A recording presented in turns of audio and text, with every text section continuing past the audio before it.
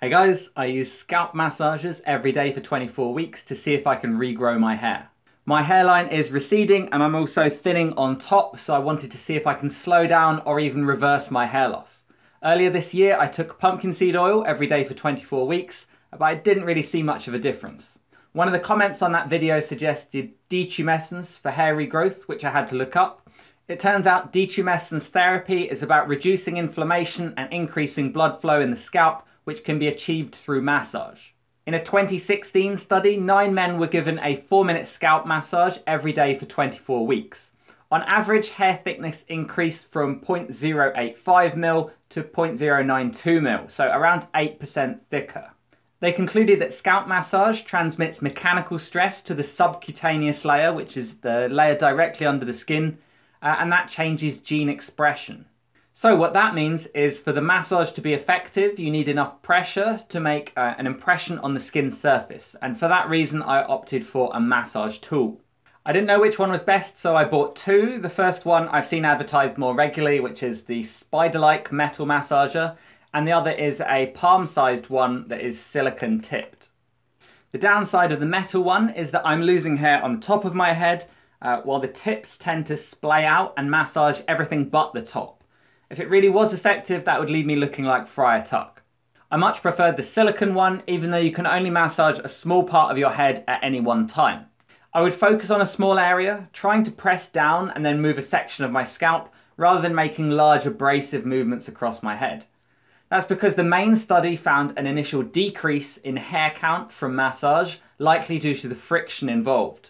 Okay, so enough preamble, what were the results? I took pictures roughly every 30 days. I was shaving my head to a number 2 cut, which is 6 mil, on the morning of each picture.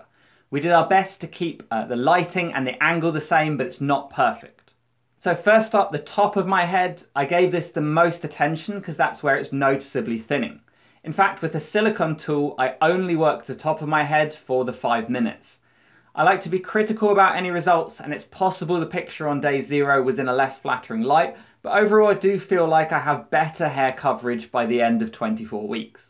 At the back of my head, I'm getting a little bald spot. Unfortunately, the final picture came out a little blurry, but I don't see any improvements there.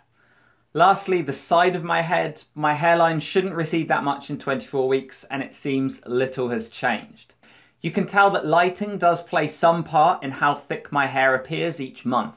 So overall, I would say these are very encouraging results. I was switching tools every few days, and the silicone massager seems to have helped with the hair growth on the top of my head.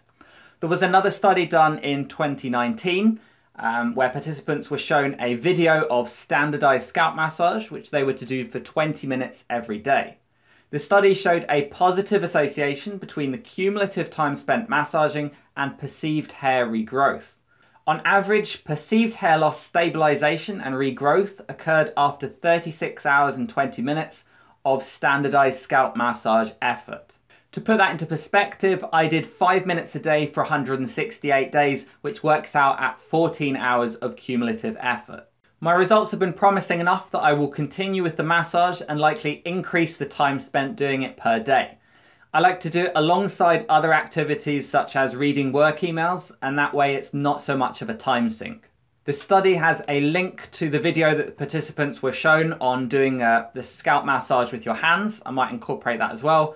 I've left a link to that in the description below, and the massage protocol is also detailed in the original paper under methods. I've also linked that.